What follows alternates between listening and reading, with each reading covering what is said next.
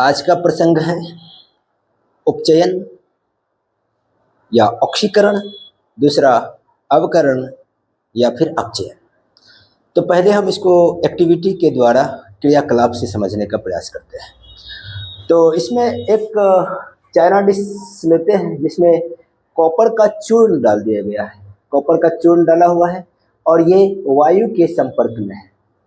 जब इसे गर्म किया जाता है तो जो कॉपर का चूर्ण है उसका रंग काला हो जाता है बिल्कुल।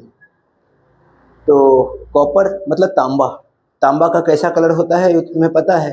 जब इसको गर्म किया जाता है वायु की उपस्थिति में तो इसका रंग काला हो जाता है।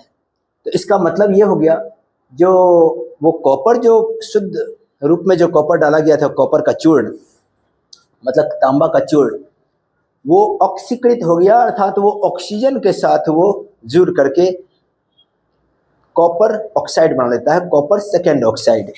कॉपर सेकेंड ऑक्साइड CuO बना लेता है। इसको कह देते हैं कॉपर सेकेंड ऑक्साइड, या फिर इसका दूसरा नाम होता है क्यूप्रिक ऑक्साइड, क्योंकि इस यहाँ पर क्यूप्रस ऑक्साइड और क्यूप्रिक ऑक्साइड में फर्क है। कॉपर की दो वैलेंसी होता है, एक होता है 1 और दूसरा होता है 2।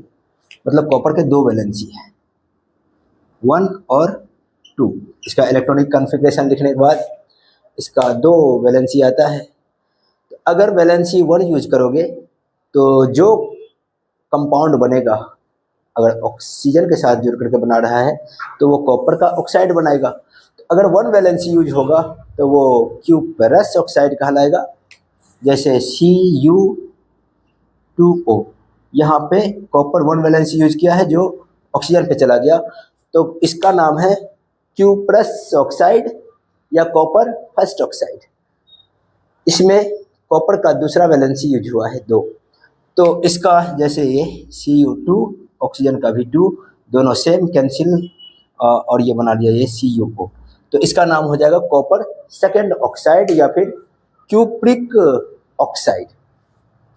जब इसमें लोह चूर्ण, कॉपर का चूर्ण चाइना डिस्क में डाल करके इसके जाली पर रख करके जब इसको बर्नर से गर्म किया जाता है तो जो उसमें तांबा का चूर्ण है वो काले रंग का हो जाता है, बिल्कुल काला हो जाता है। मतलब अब वो कॉपर तांबा शुद्ध रूप में नहीं रहा, अब वो कॉपर का ऑक्साइड बना लिया। तो मतलब उसके साथ ऑक्सीजन का जुड़ जाना। तो मतलब इसी घटना को कह देते हैं ऑक्सीकरण या फिर उपचयन कहते हैं। जब इसी गर्म cupric oxide, copper second oxide के साथ में इसके साथ हाइड्रोजन गैस को प्रवाहित किया जाता है। इसमें अगर hydrogen gas H2 hydrogen gas को प्रवाहित किया जाएगा, जब इसमें बना हुआ है क्या, CuO क्यूप्रिक ऑक्साइड, तब इसका फिर काला रंग से उसका रंग बदल करके वो भूरा रंग हो जाता है। तो इसमें जैसे जो मूल रूप से जो पहले जो भी उसके अंदर में पदार्थ रखा गया उसमें अभिक्रिया के पश्चात उसमें परिवर्तन आया। तो क्या परिवर्तन आया, तो अब हम उसमें उसके रंग में परिवर्तन आ गया। जब रंग में बदलेगा तो उसका प्रॉपर्टी मतलब उसका गुण भी बदल जाते हैं। तो इस तरीके से यहाँ जो हुआ है अभिक्रिया, उसी अभिक्रिया को अब हम थोड़ा विस्तार में अब इसको हम व्याख्या करेंगे। तो सबसे पहले समझते हैं उपचयन या फिर ऑक्सीकरण ये क्या होता है। इसको इंग्लिश में ऑक्सीडेशन कहते हैं। जब किसी पदार्थ में ऑक्सीजन की वृद्धि हो, मतलब उसके साथ ऑक्सीजन जुड़ जाए या फिर ऑक्सीजन का संयोग हो जाए या ऑक्सीजन की संख्या उसमें बढ़ जाए, मतलब कुल मिलाकर के जब किसी भी पदार्थ में ऑक्सीजन की वृद्धि होता है तो उसे हम उपचयन कहते हैं। और दूसरा उपचयन तब कहते हैं जब किसी भी पदार्थ से हाइड्रोजन का निष्कासन हो या फिर हाइड्रोजन का ह्रास हो, तो भी वो उपचयन ही कहलाता है, या उपचयन को ऑक्सीकरण भी कहते हैं। तो 2 पॉइंट है ऑक्सीकरण का परिभाषा लिखने के लिए। अभिक्रिया के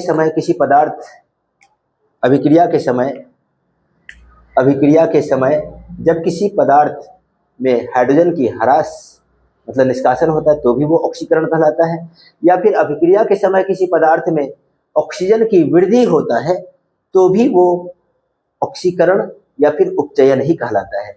जैसे यहाँ पर उदाहरण के रूप में लिखा, कॉपर ऑक्सीजन के साथ अभिक्रिया करता है जब उसको गर्म किया जाता है।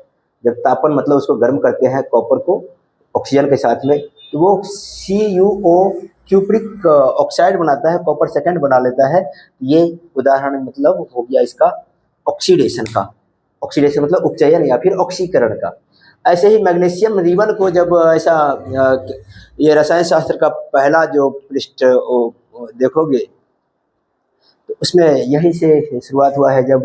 जब मैग्नीशियम रिबन, मैग्नीशियम फीता को वायु के साथ या ऑक्सीजन में उसको गर्म किया जाता है या जलाया जाता है तो क्या बनता है, तो उसका है जब मैग्नीशियम फीता या रिबन को ऑक्सीजन की उपस्थिति में जलाया जाता है, और जलने के लिए ऑक्सीजन के होना अत्यंत आवश्यक है।